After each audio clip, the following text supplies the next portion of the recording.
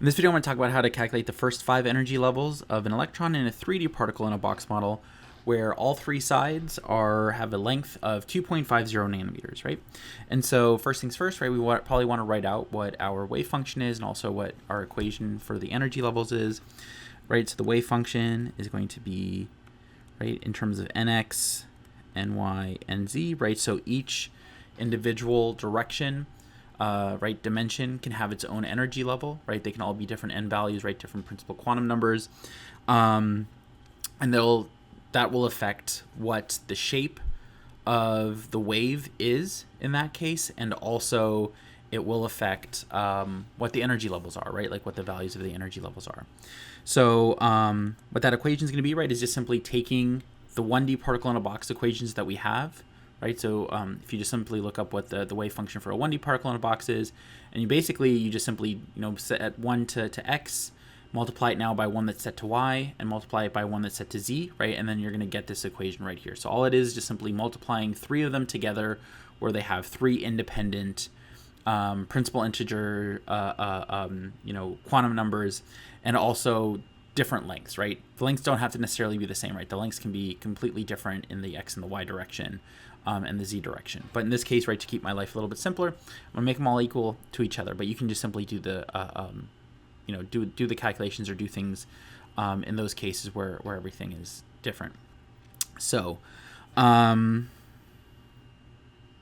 yes, right? So what the equation is going to be the square root of 8 over Lx, Ly, Lz times the sine of the principal quantum number for the x direction times pi times the position in the x direction over the length of the box in the x direction times the sine of the principal quantum number for the y direction times pi times the position in the y direction over the length of the y direction times sine of the principal quantum number in the z direction times pi times the position in the z direction over the length in the z direction, right? So that is the wave function for a 3D particle in a box. And so then the energy rate is going to be equal to, again, it's going to be dependent upon all 3 of those quantum numbers, and so that's going to be equal to Planck's constant, right? So h squared over 8 times the mass of the particle that you're looking at, and then that's going to be times the principal quantum number in the x direction squared over the length of the x direction squared plus the principal quantum number in the y direction squared over Ly squared plus the principal quantum number in the z direction squared over the length of the z direction squared in those cases, right? So that's, if you have 3 different lengths of the box, right, you would have to use that. But if you made your life a lot easier in the problem, like I'm doing right here, right, where all 3 of the L's are actually equal to each other, you can pull the L's out.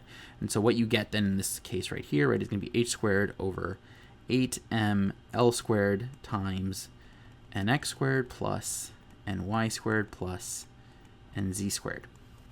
Right, and so all you really have to do is we can do the same thing that we had done in the videos for the 1D particle in a box and the 2D particle in a box, is simply solve, right, for that h squared over 8mL squared, right, and then all you have to do is just simply plug in all of the different quantum number combinations that you're looking at to get all of the different energy levels in those cases. And so I'm not going to go through the specifics of calculating that constant, right, that h squared over 8mL squared right now. In this video, right, I talked about that in the 1D or the 2D particle in a box video, so you can just skip to those if you want to.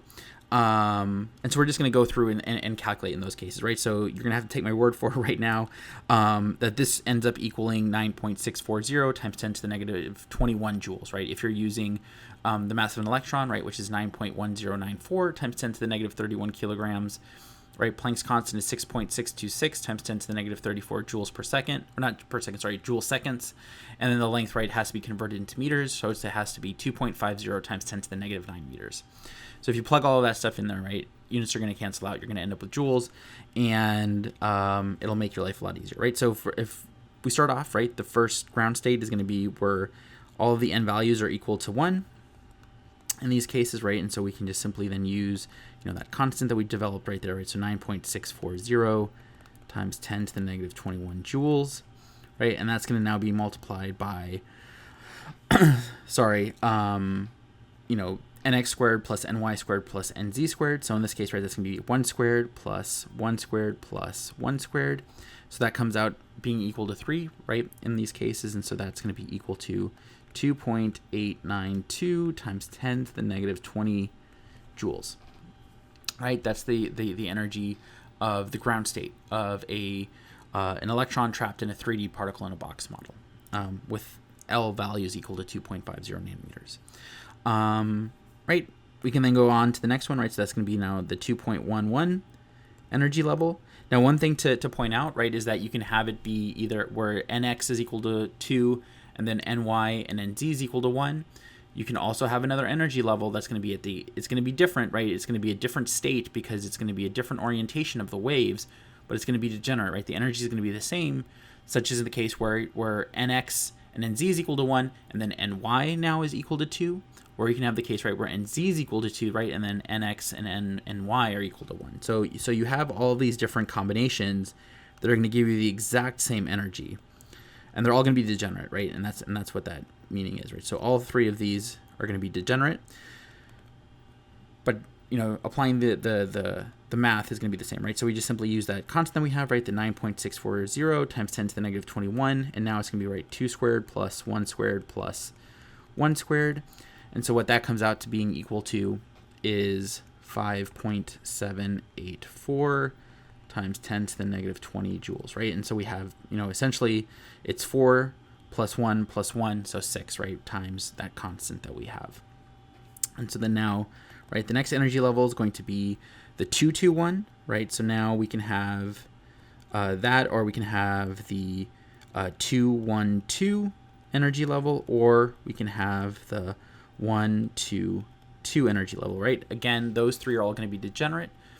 They're all different states, right? They're all different wave functions, but the energies are all going to be exactly the same because you're just essentially plugging in, right, 2 2s and 1 1 into that last part of our equation, right? So we do that, and so we get 2 squared plus 2 squared plus 1 squared, right? So that comes out to being 4 plus 4 plus 1, so that's going to be 9. And so we take that's going to be then 8.676 times 10 to the negative 20 joules, right? And so that's the energy of that state right there.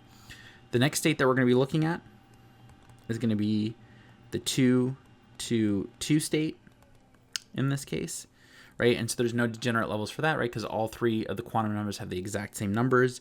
And so now, zoomed in, right, we can take our constant that we have, and then now we just simply multiply 2 squared plus 2 squared plus 2 squared.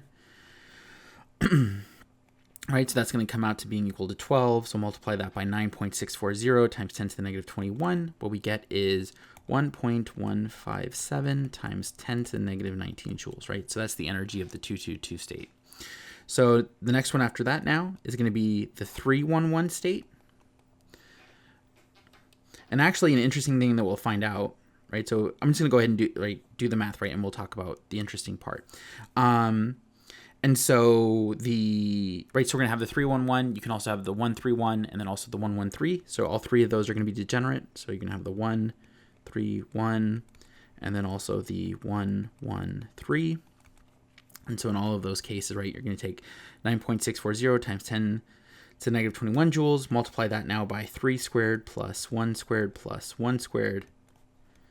And so what that comes out to being equal to is 1.060 times 10 to the negative 19 joules.